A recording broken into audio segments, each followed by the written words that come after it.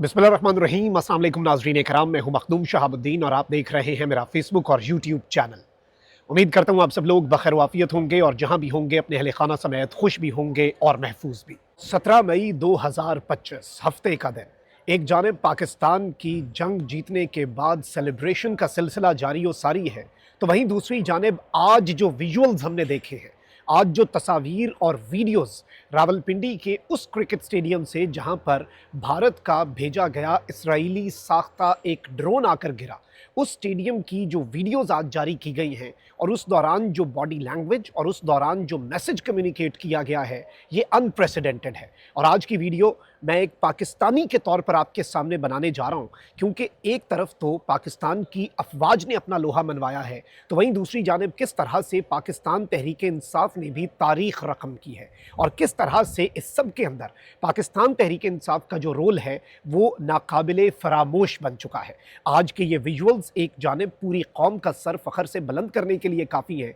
क्योंकि PSL में एक ब्रेक आई। और ब्रेक क्यों आई आप सबको मालूम है। एक जानिब तो खैर IPL जो है भारत की शान और भारत के लिए एक बहुत इंपॉर्टेंट इवेंट, उसका तो खैर ज़्यादा ही बेड़ा गर्क हुआ और आपको मालूम है कि किस तरह से 11वें ओवर में मैच रुकवाना पड़ा। ऑल्दो पाकिस्तान का जब मैच था उससे पहले ही पाकिस्तान का जो शहर है रावलपिंडी, उसके क्रिकेट स्टेडियम के करीब जो फूड स्ट्रीट है, वहाँ पर जब हमने ड्रोन को न्यूट्रलाइज़ किया तो वो ड्रोन वहाँ पर आकर गिरा। अब इस सबके में नाज़रीन इकराम आज जो विजुअल्स हैं, जिस तरह से आज रावलपिंडी के क्रिकेट स्टेडियम में जहाँ से इख्तिताम हुआ था, जहाँ पर ब्रेक लगी थी, वहीं से आगाज़ हुआ है। और आज बल्कि कमेंटेटर्स को मैं सुन रहा था, उन्होंने शुरू में एक इनडायरेक्ट बात की, लेकिन वो बहुत गहरी बात थी कि हमें ये सब कुछ पॉज करना पड़ा क्योंकि हमें कुछ स्कोर सेटल करने थे। एक स्कोर वो होता है जो क्रिकेट का स्कोर है, तो एक स्कोर वो है जो हमने सेटल करना था असल मैदान में। हमने वो स्कोर सेटल कर लिया है और अब हम बाज़ाब्ता तौर पर अपने मैचेस और अपनी नॉर्मल लाइफ जो है वो शुरू कर सकते हैं। इस सब के साथ ही साथ आज जिस तरह से आतिशबाजी का वहाँ पर मुजाहरा किया गया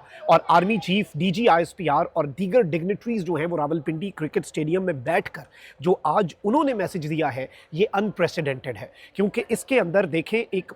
ओवरऑल पूरी कौम जो है वो फातेह करार पाई है। इंफॉर्मेशन की जंग के अंदर हर पाकिस्तानी ने अपना किरदार अदा किया, अफवाज ने अपना किरदार अदा किया और सब जो हैं वो अपने अपने रोल में जब आए और उन्होंने अपना अपना महाज संभाला, तो ये एक तारीख साज फतह जो है वो हमारे नसीब में आई और पूरी दुनिया को हमने हैरान किया। ये एक अपसेट था क्योंकि पूरी दुनिया हमसे ये एक्सपेक्ट नहीं कर रही थी। उन्हें लग रहा था कि हम भारत की मिलिट्री माइट के सामने टिक नहीं पाएंगे, लेकिन जो फिर हमने किया और आज पूरी दुनिया जो है वो हमारी फतह की गवाही दे रही है। इस सब के में नाज़रीन इकराम एक चीज़ याद रखिएगा कि भारत को ये लग रहा था कि पाकिस्तान के अंदर कुछ पॉलिटिकल फॉल्ट लाइंस हैं और वो एग्जिस्ट भी करती हैं। उन पॉलिटिकल फॉल्ट लाइंस को हम एक्सपोज करेंगे और उसका फ़ायदा जो है, उसका एज जो है वो भी सब के अंदर हमें मिलेगा। मैं जो आज PSL मैच के दौरान स्टेडियम में हुआ है उस पर बात करने से पहले इस पर बात करना बहुत ज़रूरी है, क्योंकि अब जब हम फतह याब हो चुके हैं, अब जब हम फतह से हम किनार होकर अपनी सेलिब्रेशंस जारी रखे हुए हैं, तो अब कुछ सच्ची बातें भी हमें करनी पड़ेंगी। देखिए नाज़रीन इकराम, पाकिस्तान के अंदर एक पॉलिटिकल फॉल्ट लाइन और ज़ाहिर बात है सियासी अदम इस्तेहकाम है,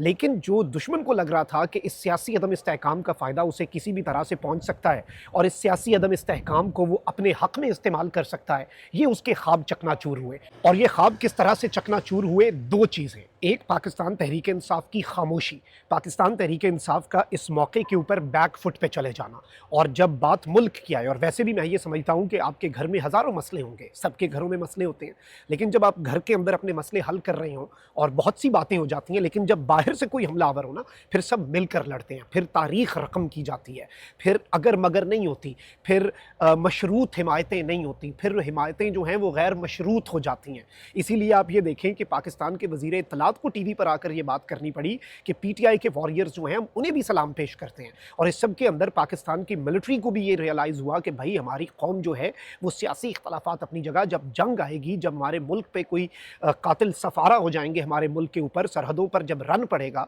तो उस वक्त जो है ये कौम अपना दिल अपनी आंखों में भरकर हमारे सामने निछावर कर देगी और हमसे मोहब्बत की वो दास्तान रकम करेगी कि हमारा मोराल और दुश्मन का मोराल वो अनमैच्ड होगा। और यही हुआ इस सब के अंदर। आप देखें किस तरह से इस कौम ने अपनी अफवाज का साथ दिया, कौम साथ लड़ी है। लोग जो हैं वो मिसाइल लोड करा रहे थे, लोग जो हैं वो हथियार लोड करा रहे थे, खुद आकर और फौजियों को कह रहे थे आप रेस्ट करें, आपके लिए हम खाना लेकर आए हैं। लोग जो हैं वो अगले मोर्चों पर मौजूद थे और उन्होंने कहा कि हम आकर लड़ेंगे। तो ये चीज़ें जो हैं ये कौमी यकजहती होती है और इसके अंदर जो नेशनल कंसेंसस है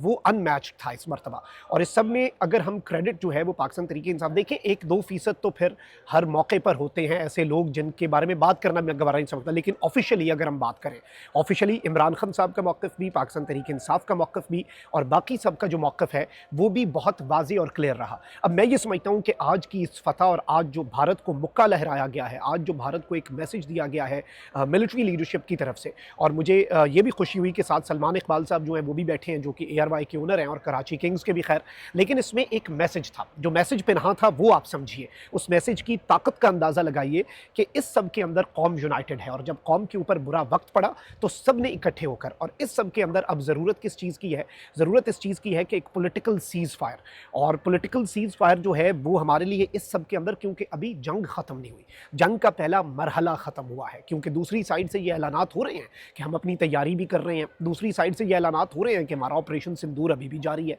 ऑल्दो हमने भी ये बता दिया कि अगर ऑपरेशन बुनियानुम मरसूस मुकम्मल हुआ है तो मार्का हक ख़त्म नहीं हुआ, मार्का हक जारी है, तो हम भी जवाब देंगे। लेकिन इस सब के अंदर जो प्रेशर वहाँ पर डोमेस्टिक पॉलिटिक्स के अंदर नरेंद्र मोदी के ऊपर बढ़ता जा रहा है, उसने भी चीज़ों को एक बहुत ही डिफरेंट रंग दे दिया है। और इस सब के अंदर जो प्रॉब्लम्स हैं वो उसके लिए डोमेस्टिक पॉलिटिक्स में बहुत ज़्यादा बढ़ती जा रही हैं और उसके लिए अब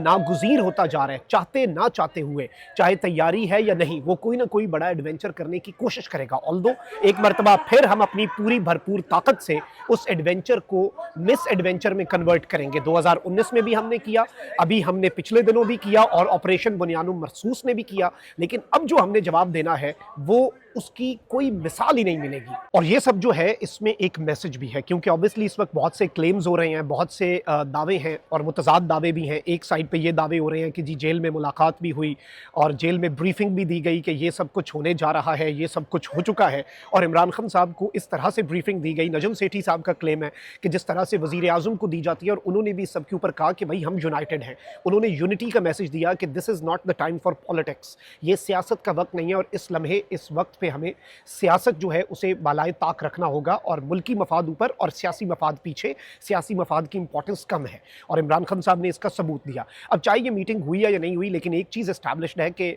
इस मीटिंग के साथ या इस मीटिंग के बगैर, क्योंकि मुतज़ाद दावे हैं, कुछ लोग इसकी तरदीद कर रहे हैं कि इस तरह की कोई मीटिंग नहीं हुई, इस तरह का कोई ब्रीफिंग जो है वो नहीं दी गई अडियाला में। लेकिन आप ये देखें कि PTI ने ऑफिशियली जो रोल प्ले किया है, मैं वही बात करूंगा कि 1 या 2% लोगों की मिसाल, और उन्हें हम एग्जैक्टली PTI में शामिल भी नहीं समझ सकते। उनके अपने मफादात होंगे, उनके अपने वेस्टेड एजेंडाज होंगे, और उनका ना PTI से ना इमरान खान से कोई ताल्लुक है। और इमरान खान साहब जो हैं, मैं ये ज़ाती तौर पे समझता हूँ कि आज की ये सेलिब्रेशन जो है, ये कल वाली सेलिब्रेशन से भी मेरे लिए ज़्यादा इमोशनल थी ये मोमेंट कि भाई मेरे मुल्क के अंदर क्रिकेट, जिस तरह से हमारे मुल्क में जब क्रिकेट वापस आई, ये बिल्कुल उसी तर्ज के मनाजर थे कि दुश्मन जो है वो हमारे स्टेडियम्स के ऊपर अगर हमला आवर होता है तो हम ना सिर्फ उसे मुँह तोड़ जवाब देते हैं, ना सिर्फ पूरी दुनिया हमारी फ़तह का ऐलान करती है, बल्कि हम इस सब के अंदर अपनी फ़तह के ऐलान के बाद जश्न भी मनाते हैं और चीज़ें जो हैं वो नॉर्मल भी होती हैं। सो आई पर्सनली थिंक कि ये सब कुछ जो हो रहा है, इसे हमें देखना पड़ेगा कि ये किस तरफ को जाता है और किस तरह से चीज़ें आगे चलती हैं। लेकिन अगर हम अभी